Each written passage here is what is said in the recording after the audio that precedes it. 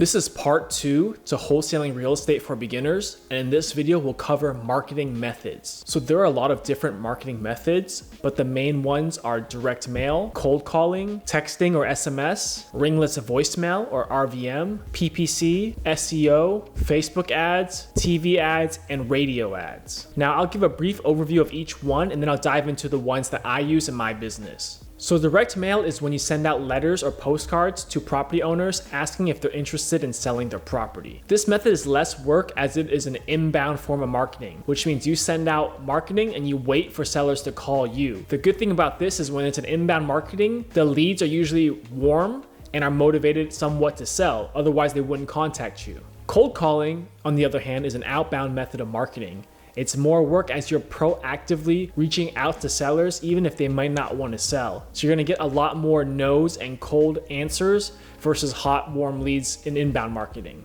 SMS and ringless voicemail are also the same as cold calling. You're going to be doing outbound, proactive marketing. So ringless voicemail, for those who don't know, is when you automatically just leave a voicemail on someone's phone. Their phone won't ring. They'll just see a new voicemail in their inbox. Hence, it's called ringless voicemail. So this can be done with systems en masse to a lot of leads and a lot of phone numbers.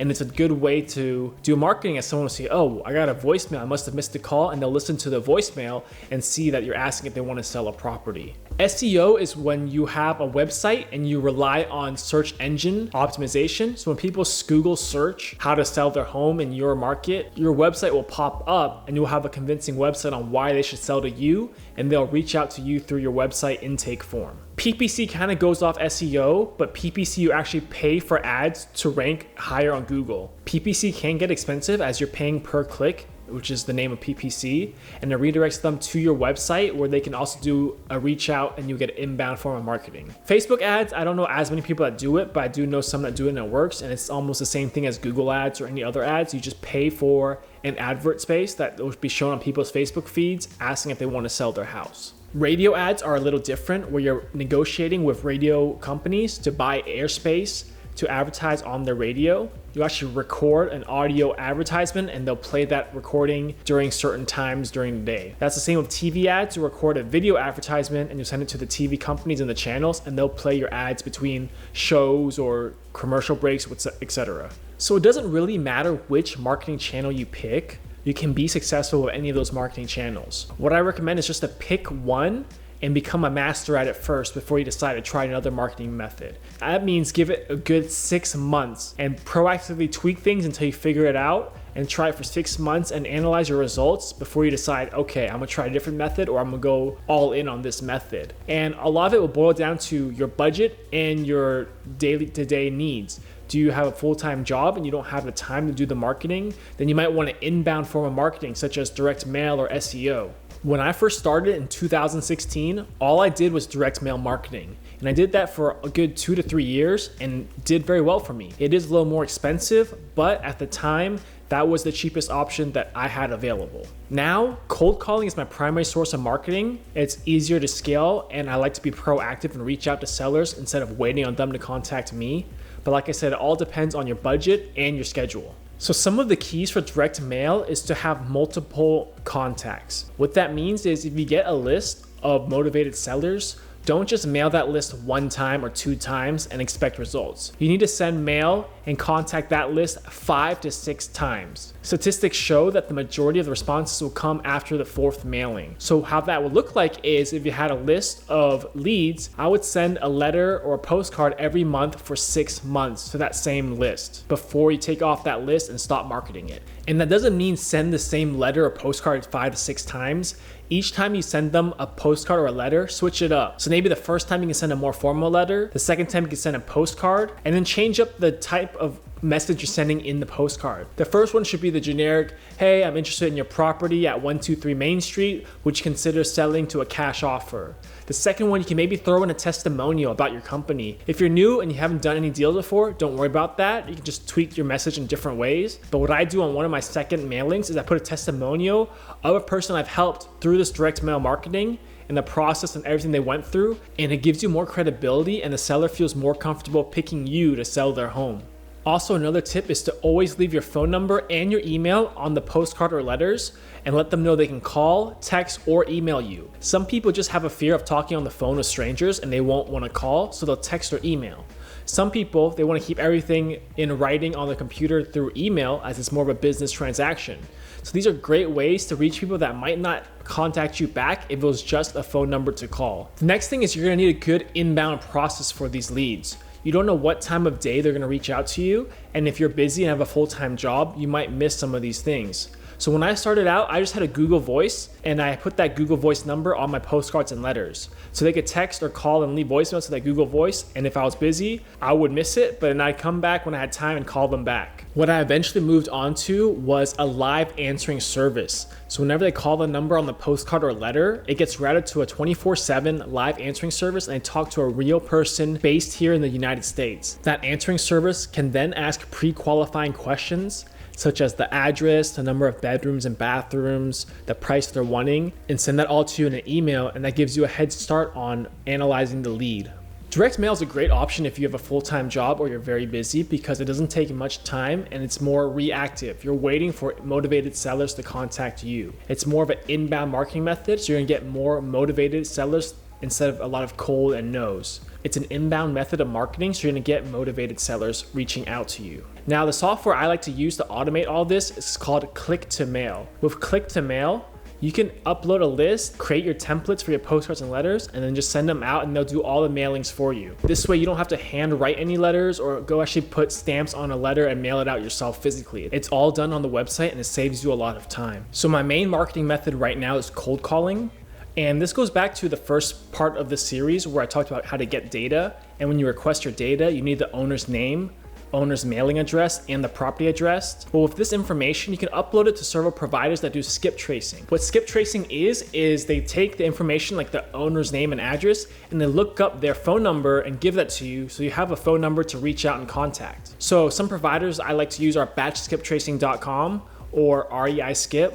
There's plenty of them out there. Just find one that you like and use them. Once you send it to these skip tracing sites, they'll send you back a file with phone numbers and emails for every single one of the leads. Now that you have a skip trace list, you're gonna upload it to a dialing system. So when I first started cold calling, I was using a dialer called Mojo Dialer.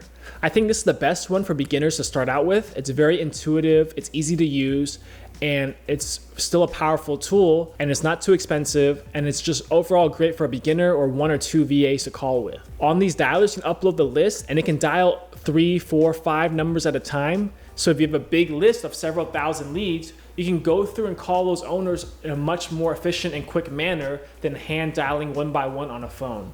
The dialer I use now is Ready Mode, and there's other ones such as Call Tools or Batch Dialer. Just pick one that you like and you like the interface, because they all kind of do the same function anyways, so it doesn't really matter. It's not like one is that much better than the other. It's just all preference. So I'll just pick one, learn it, master it, and just keep running with it. In my opinion, this is a lot cheaper than direct mail, because instead of paying per lead, you're just paying monthly for a dialer, and as much as you can dial, is as many leads as you can get through. While direct mail, you have to pay per lead for an envelope and a stamp to mail it out. I also like cold calling because it's a proactive approach. I'm actively going out and asking people if they want to sell instead of sitting back and waiting for them to come to me. This way I can maybe beat someone that has sent a letter, but that person is busy, they just haven't gotten time to respond back to the letter. But if I constantly call them and text them, hey, do you want to sell? Hey, do you want to sell? They'll be more likely to sell to me because they see that I'm so persistent and I'm reaching out to them. And that way it can probably steal leads from other investors as you're more proactive in getting the deal. You do need to manage the phone numbers you're calling with, because phone carriers like Verizon and AT&T are getting a lot smarter now, and they will flag your number as spam if you dial too fast or too many numbers off the phone number. They have an algorithm to detect auto dialers like the ones we use, and they'll flag your number as spam, and most people won't pick up a number that says potential spam. I know I don't. So one thing you have to do is monitor your numbers and make sure you change them out frequently so they don't get flagged as spam. And even some carriers, they don't even let the phone ring. It just gets straight to voicemail, or it doesn't even show up on their phone at all if you're a spam number. So it's very important not to waste your money on your leads and your data by not letting your phone calls go through. The next marketing method I use is SMS or texting. I don't really use much of this. It's a very small portion of my marketing, and I just use it for very specific lists. But basically that's just sending text messages out to owners. It's almost like cold calling. It's an outbound proactive approach, but it's a very cheap alternative. And what you do is you just use an SMS system. I use batch SMS. Basically you can create a bunch of templates on your messages and it can send out en masse text messages to your list. I recommend having 10 to 20 different text templates and then keeping them in a rotation when you send out text messages. Play around with sending messages at different times of the day in different templates and just monitor your response rate. Monitor the delivery rate. Are some words in your templates getting flagged as spam, they're not getting delivered? Or is there some kind of template where it invokes a reaction where they respond more? So you have to play around and look at your numbers and pick templates that work the best for your SMS marketing. Like I said, this is a very small portion of our marketing because in 2021, a lot of the carriers released new rules on spam texting and the penalties. So a lot of that has gone down significantly in terms of the volume of people doing SMS texting. Now, the last marketing channel I use is SEO. This stands for search engine optimization.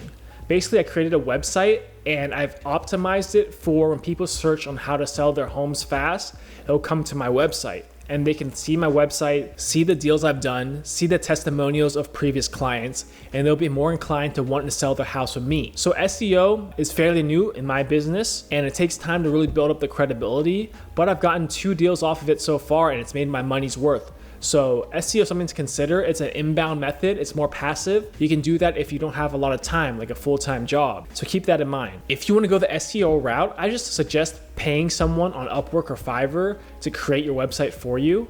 I recommend using Carrot website templates. Those, for some reason, SEO higher. And then on your website itself, put testimonials of clients you've dealt with that you've bought their properties and they were happy. Put pictures and videos of yourself. That helps build credibility. Keep in mind, SEO is in the long game. Just because you create a website doesn't mean you'll start getting leads next month. It takes time in Google's algorithm to rank higher on the search page. So don't expect deals until maybe 1 to 2 to 3 years out, but do it for the long game and you won't regret it. So that's a quick breakdown of all the marketing methods you can use out there for your real estate business and the ones I use in my business. Like I said, the ones I use might not be the best fit for you. Research each of them above and then look at your budget and your schedule and pick one that will fit those 2 items and stick to it for at least 6 months and really focus on that one channel and you'll start to see some results. I hope this video helped and stay tuned for the next one in the series on how we actually analyze deals once we start getting leads coming into our system.